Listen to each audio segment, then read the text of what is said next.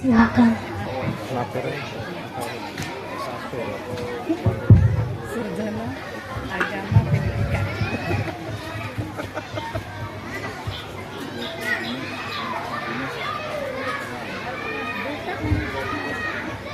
Tes satu. Bismillahirrahmanirrahim. Assalamualaikum warahmatullahi wabarakatuh. Selamat pagi dan salam sejahtera untuk kita sekalian. Alhamdulillahirabbil alamin. Wassalatu wassalamu ala asrofil anbiya'i wal mursalin Sayyidina Muhammadin wa ala alihi wa sahbihi ajma'in, amma ba'd.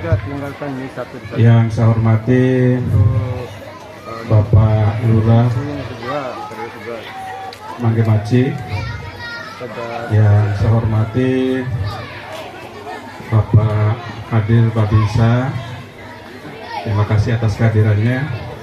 Yang kami hormati Bapak Ibu pengawas yang sempat hadir, yang kami hormati dan kami banggakan Kepala SDN 42 dan seluruh jajaran Dewan Guru hebat SDN 42, yang kami hormati dan kami banggakan juga seluruh kepala sekolah yang sempat hadir.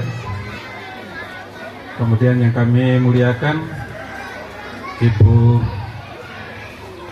Kepala SDN senior ya, yang alhamdulillah masih sempat bersilaturahim sama kita pada pagi hari ini.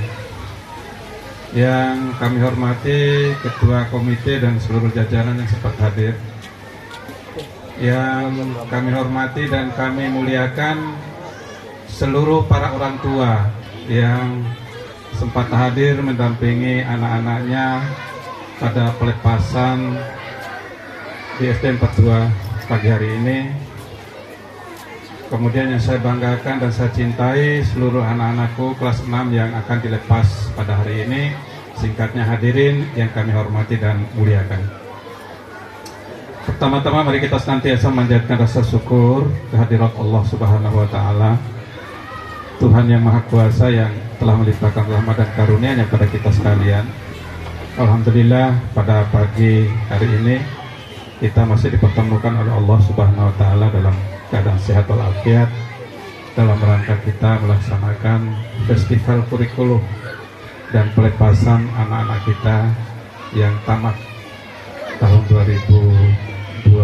2023-2024. Bapak, Ibu dan hadirin yang kami hormati, kemudian salawat dan salam mari kita persembahkan pada junjungan alam kita Nabi besar Muhammad Sallallahu Alaihi Wasallam beserta keluarga dan sahabatnya, hingga kita sekalian yang senantiasa melaksanakan sunnah dan ajaran beliau. Mudah-mudahan kita semua ini tergolong orang-orang dapatkan syafaatnya di yaumul akhir nanti. Amin ya rabbal alamin. Bapak Ibu yang saya hormati dan muliakan, saya menyampaikan salam hormat dan mohon maaf Pak PJ Wali Kota Bima. Sedianya beliau hadir di tempat ini bersama kita sekalian, tetapi karena banyak sekali jadwal dan tentatif hari ini, di festival kurikulum aja hari ini ada 9 sekolah Bapak Ibu sekalian. Jadi beliau memilih hadir di 4 tempat hari ini, di 4 tempat. Saya 2 tempat, habis di sini nanti SD 61. Jadi begitu juga teman-teman di dinas tuh membagi tugas, karena memang ada 9 kegiatan yang harus serentak jam 8. Oleh sebab itu beliau menyampaikan salam hormat dan mohon maaf beliau karena tidak bisa hadir bersama kita sekalian, dan beliau menugaskan kepada saya untuk mewakili beliau pada kegiatan Festival Kurikulum Merdeka di SDN 42. Bapak Ibu yang saya hormati dan muliakan, sungguh perhatian yang luar biasa bagi Bapak PJ kita ini terhadap dunia pendidikan. Hal itu ketika diundang, beliau pasti hadir.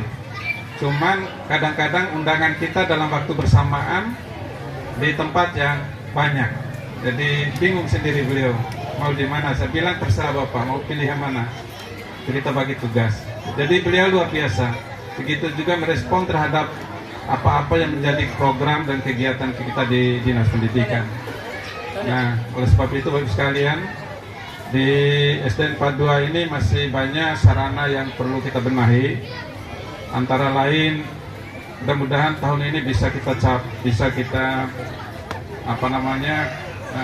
programkan, yaitu pemagaran ya, yang memang diperlukan. Kalau paving ini udah hampir tuntas nih, jadi sudah aman lah. Kalaupun ada hujan dan seterusnya sudah aman. Tinggal pagar memang, mudah-mudahan tahun ini atau tahun depan bisa kita tuntaskan. Itu dalam rangka menciptakan rasa aman, ya. Rasa aman anak-anak kita di lingkungan sekolah, ya, supaya ya tidak terganggu, terutama dalam proses pembelajaran. Kemudian dalam rangka menciptakan lingkungan sekolah yang asri. Jadi diperlukan memang ketahanan sekolah, antara lain pagar dan seterusnya. Bapak Ibu yang saya hormati dan muliakan, kegiatan Festival Kurikulum Merdeka ini baru dilaksanakan tahun 2024 ini. Karena memang kurikulum Merdeka ini baru dicanangkan secara nasional ya, tahun 2024 oleh Mas Menteri. 2 tahun sebelumnya adalah masa uji coba. Dan alhamdulillah dari hasil uji coba itu di Kota Bima sudah menunjukkan dampak yang luar biasa, Bapak sekalian. Baik dalam proses pembelajaran yang menyenangkan, proses pembelajaran yang bermakna di sekolah, maupun dalam rangka peningkatan berupa hasil karya ya dari anak-anak. Di depan kita menyaksikan begitu banyak hasil karya. Selama 2 tahun ini anak-anak diajarkan dengan pola pembelajaran paradigma baru, Bapak sekalian. Kemudian ada juga program P5 namanya, program penguatan profil pelajar Pancasila. Antara lain 2 tujuan utama. Yang pertama adalah pembentukan karakter anak. Tadi anak-anak kita sudah berdialog dengan Patung Bojo.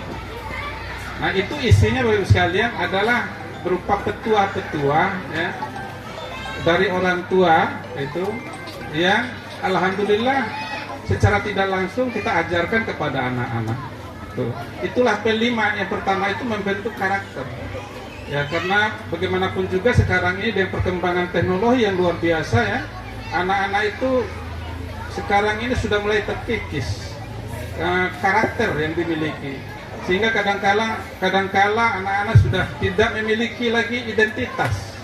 Nah, ini yang perlu kita kembalikan. Siapa yang punya tugas? Bukan pemerintah saja lewat dunia pendidikan, tapi peran orang tua yang lebih dominan. Karena anak-anak kita ini, Bapak Ibu sekalian, lebih banyak waktunya di rumah tangga kita. Oleh sebab itu kepedulian orang tua perlu kita harapkan dalam rangka kita berkolaborasi seperti hanya hasil yang kita lihat pada hari ini. Ini adalah bagian daripada kolaborasi ya, dan dukungan daripada orang tua terhadap anak-anaknya. Oleh sebab itu kami menyampaikan ucapan terima kasih pada seluruh orang tua yang sudah menitipkan anaknya di SDN 42 ini. Pendidikan di Kota Bima ini Bapak Ibu sekalian sudah hampir merata sama. Tidak ada lagi sekolah favorit. Justru sekolah favorit yang dulu disandang itu sudah nggak ada lagi. Sekarang bahkan sudah ketinggalan jauh. Maka ini hasil evaluasi saya selama 1 tahun 2 tahun di belakang kemarin itu. Ya, oleh sebab itu perlu adanya pemerataan sumber daya. Ya, jadi jangan heran kalau misalnya ada rotasi-mutasi, itu dalam rangka itu meningkatkan ya mutu untuk pemerataan hasil daripada pembelajaran kita. Ini Bapak Ibu sekalian, oleh sebab itu Bapak Ibu sekalian, kami dari Dinas Pendidikan atas nama pemerintah menyampaikan ucapan terima kasih atas kolaborasi dan kerjasama ya pihak guru di satuan pendidikan dengan kepercayaan seluruh para orang tua. Nah, itu Bapak sekalian. Kemudian perlu kita juga sampaikan bahwa kurikulum Merdeka ini adalah bagian daripada sosialisasi ya terhadap keberhasilan pendidikan. Sekarang ini Bapak sekalian dengan kurikulum Merdeka itu diberi ruang yang seluas-luasnya ya untuk mengembangkan potensi yang dimiliki. Maka ada istilah P5 itu dalam rangka pengembangan potensi anak-anak. Anak-anak diharapkan di samping dalam rangka meningkatkan karakter tadi, juga anak-anak diharapkan mampu menggali potensinya, kreasi dan aktivitasnya itu, kreativitasnya. Karena selama ini Bapak Ibu sekalian kita masih mempergunakan pembelajaran paradigma lama. Sekarang ini sudah pembelajaran paradigma baru. Apa pembelajaran paradigma baru itu? Pembelajaran paradigma baru itu adalah pembelajaran yang berpihak pada murid. Guru-guru sekarang harus melakukan evaluasi asesmen terhadap potensi anak. Toinde guru-guru TI di depan kelas ya menyelesaikan materi yang seabrak itu untuk mengejar itu. Sekarang ini tidak lagi. Kita dihadapkan dengan tugas pembelajaran paradigma baru yang dikenal dengan pembelajaran berdiferensiasi itu. Kita wajib menggali potensi anak karena prinsipnya nggak ada anak yang bodoh. Anak itu semuanya pintar, tetapi punya potensi yang masing-masing, tidak sama. Nah, kemampuan ini yang harus digali oleh para guru. Mereka mengelompokkan di satu kelas itu ya untuk mengajarkan sesuai dengan potensinya. Tidak lagi mengajarkan dari naik guru menentoi nakeke. Nah, begitu juga waktunya tidak dikejar kayak dulu. Harus selesai materi yang seabrak itu. Tapi sekarang ini pembelajaran ya secara bertahap sesuai kemampuan anak ya. Sesuai kemampuan anak. Jadi tidak terlalu tergesa-gesa. Kita harus tuntas pada materi yang esensial ya, yang kita harapkan sesuai kemampuan itu, potensi itu. Itu bedanya Bapak Ibu sekalian. Sehingga anak-anak sekarang ini tidak ada lagi kecenderungan untuk malas. Dulu ada anak-anak yang malas kalau dia tahu ada mata pelajaran tertentu, karena memang dia ya tidak suka dengan mata pelajaran itu. Sekarang tidak lagi, karena sekarang ini kita arahkan anak-anak sesuai dengan potensinya. Jadi selalu gembira. Itulah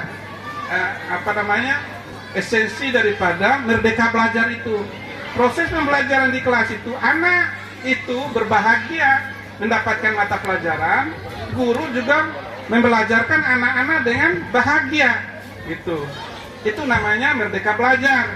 Tidak ada lagi dulu ya, dulu masa-masa dulu itu guru-guru wajib pegang apa itu? Pegang penggaris. Ya, mungkin berapa kali dibeli penggaris itu karena patah, setiap hari patah dipukul anak-anak itu. Sekarang enggak, karena memang anak-anak sudah menerima pelajaran dengan bahagia. Karena memang dia udah tahu potensinya, oh ini jurusan saya. Contoh Bapak sekalian, kita sekarang ini selesai S1 itu bingung. Saya ini potensi apa sih? Gitu. Keahlian apa saya ini? Gak tahu kan? Nah sekarang ini tidak lagi, anak-anak dari sejak SD, bahkan TK ini sudah mulai kita arahkan. Dia ini punya potensi apa? Terus kita kembangkan. Sehingga nanti ketika beliau tamat SMA misalnya, dia udah tahu potensinya, dia memilih sendiri itu di mana tempat untuk melanjutkan S1 dan seterusnya. Sehingga pada akhirnya anak-anak ini diharapkan memiliki keahlian. Memiliki keahlian. Ini yang mahal. Ya coba kita lihat orang-orang yang punya keahlian, pasti kita bayar mahal dan kita cari itu. Beda dengan kita yang tidak punya keahlian. Ya, pasti ini menjadi beban. Kenapa? Karena dia harus mencari kerja, tidak punya keahlian. Beda dengan mereka yang punya keahlian tidak perlu cari kerja. Justru orang yang mencari dia untuk mendapatkan ya pengetahuannya. Itu makanya Bapak sekalian sekarang Merdeka Belajar itu poinnya. Tadi pembelajaran bermakna, ya pembelajaran yang bahagia, merdeka di ruang kelas. Ini yang sekarang mulai berjalan Bapak Ibu sekalian. Tetapi di Kota Bima ini alhamdulillah dampaknya luar biasa dengan peningkatan hasil rapot kita. Dulu Bapak Ibu sekalian 2 tahun yang lalu ya, nilai rapor pendidikan kita itu, hasil asesmen itu merah, semuanya merah, bahkan seluruh Indonesia. Tapi dengan kita terapkan Merdeka Belajar ya, kurikulum Merdeka ini, sekarang ini posisi rapor kita sudah biru. Tidak ada lagi yang kuning, sudah biru. Tahun setelah itu ada yang kuning, sekarang sudah biru. Ini untuk SD ya, sudah hampir semua. Sudah semua. Kecuali untuk tingkat SMP masih ada yang kuning sedikit. Ya, insya Allah tahun 2024 ini kita bisa meraihnya untuk biru semua. Ini hasil capaian dari kurikulum Merdeka. Proses pembelajaran paradigma baru. Itu berarti sudah berdampak terhadap siswa. Gitu. Oleh sebab itu Bapak Ibu sekalian, hari ini Bapak Ibu para orang tua menyaksikan hasil karya anak-anak, hasil P5 itu. Nah, kita alhamdulillah bangga tentunya, anak-anak yang punya ide, punya inisiatif, punya kreativitas, inovasi. Dan inilah yang digali sekarang ini. Anak-anak harus membangun potensi dirinya, harus menunjukkan potensi dirinya, harus menunjukkan kemampuannya. Tidak lagi kayak dulu anak-anak harus hafal ini, hafal itu yang susah kita raih apa tujuan akhirnya. Sekarang ini tidak. Anak-anak dirangsang untuk menggali, untuk berpikir kritis, mencari solusi dan seterusnya terhadap dirinya. Itulah makna daripada Festival Merdeka Belajar. Festival Merdeka Belajar ini Bapak sekalian baru dicanangkan 2024. Hasilnya sudah dilihat luar biasa. Kenapa di Kota Bima ini sudah berkembang hebat hasilnya Bapak sekalian? Saya kemarin menghadiri rakor seluruh kepala dinas di Jogja. Saya tanya terkait dengan Festival Kurikulum Merdeka. Hampir teman-teman di seluruh Indonesia mengatakan belum maksimal. Kita di Kota Bima luar biasa Bapak sekalian. Karena apa? Saya pada masa percobaan tahun pertama, kebetulan saya sudah dipercayakan di dinas, kita sudah terapkan 100% pelaksanaan kurikulum Merdeka itu, yang walaupun di aturan masih diberikan untuk memilih ya kurikulum 13, kurikulum darurat. Tetapi pada waktu itu alhamdulillah seluruh kepala sekolah kita ya mendukung untuk kita terapkan 100%. Dan hasilnya alhamdulillah ternyata kita yang paling maju dalam proses implementasi kurikulum Merdeka ini. Ini juga ditandai Bapak Ibu sekalian dengan hasil yang luar biasa, karena di Kota Bima ini gudangnya sumber daya. Kenapa? Yang menjadi narasumber nasional terkait dengan IKM, sekolah penggerak, guru penggerak itu adalah orang-orang Kota Bima, guru-guru di Kota Bima, kepala sekolah di Kota Bima. Ya, ini narasumber nasional. Kita tidak lagi berbicara provinsi, sekali itu sudah biasa itu. Tapi sekarang sudah nasional kita. Alhamdulillah luar biasa, banyak kepala sekolah kita ya menjadi narasumber nasional. Begitu juga alhamdulillah tidak kalah juga kepala dinasnya juga jadi narasumber nasional untuk sekolah penggerak. Betul, bukan saya lain-lain, mohon maaf. Saya mengajarkan seluruh daerah di Indonesia ini bagaimana implementasi sekolah penggerak, karena memang kita mengambil langkah awal untuk menerima program kerjasama sekolah penggerak angkatan pertama dengan kementerian. Waktu itu di NTB hanya Kota Bima dan Lombok Timur. Kenapa Lombok Timur tidak diambil jadi narasumber kepala dinasnya? Tentu ada pertimbangan kan. Maka kita jangan heran kalau hasilnya seperti ini, luar biasa. Nah, oleh sebab itu Bapak Ibu sekalian, saya merasa bangga ya terhadap seluruh sumber daya kita, baik kepala sekolah, pengawas, kemudian seluruh para guru hebat kita di Kota Bima ini sudah melampaui target yang saya rencanakan. Terus terang aja, ya, terus terang aja. Nah, oleh sebab itu Bapak Ibu sekalian, ayo kita teruskan. Oleh sebab itu kita minta dukungan para orang tua. Ayo titipkan anak-anaknya di sini. Anak-anaknya sudah hebat semua, mau sekolah di mana aja. Gak usah lagi kita merebut sekolah A, gak ada lagi itu. Ya, ya, saya tidak perlu lagi jelaskan sekolah favorit dulu seperti apa itu. Udah ketinggalan. Sekarang ini prestasi SMP, kalau di SMP ya, SMP 12 itu di lelang hasil prestasi nasional dia. Kemudian prestasi juga di SMP OIVO itu, SMP 15. Itu luar biasa. Guru-gurunya itu hampir semuanya menjadi guru penggerak. Tidak mudah kan untuk mencapai guru penggerak itu? Ya prosesnya panjang dan melelahkan, memerlukan pikiran. Tapi mereka mampu mengungguli sekolah-sekolah di kota ini yang notabene dari sekolah favorit. Nah ini menunjukkan bahwa ya mutu sumber daya kita sudah hampir merata, baik kompetensi para gurunya maupun kompetensi siswa. Nah ini semua tentu ya dampak daripada implementasi kurikulum Merdeka dan Merdeka Belajar yang sudah dicanangkan oleh Mas Menteri kita. Kemudian yang penting lagi yang perlu kita pahami Bapak sekalian, pada kurikulum Merdeka ini diberikan ruang seluas-luasnya dan pemerintah menyiapkan sarana untuk meningkatkan kompetensi para guru lewat PMM, lewat webinar, segala macam. Sekarang lewat Ombel, ya, komunitas belajar di lingkungan sekolah sudah terbentuk sehingga mereka hampir tiap bulan melaksanakan proses peningkatan kompetensi. MKKS, K3S setiap bulan sudah punya program masing-masing.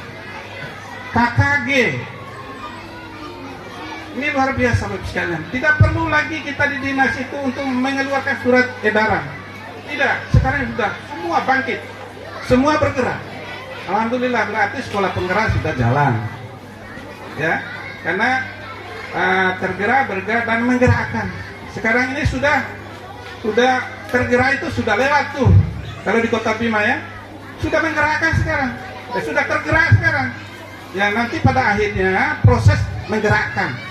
Apa proses menggerakkan? Proses pengimbasan terhadap praktek baik yang sudah dijalankan, baik oleh sekolah penggerak, guru penggerak, dan sekolah-sekolah lain, sekolah non penggerak ini yang sudah memang menghasilkan mutu yang luar biasa.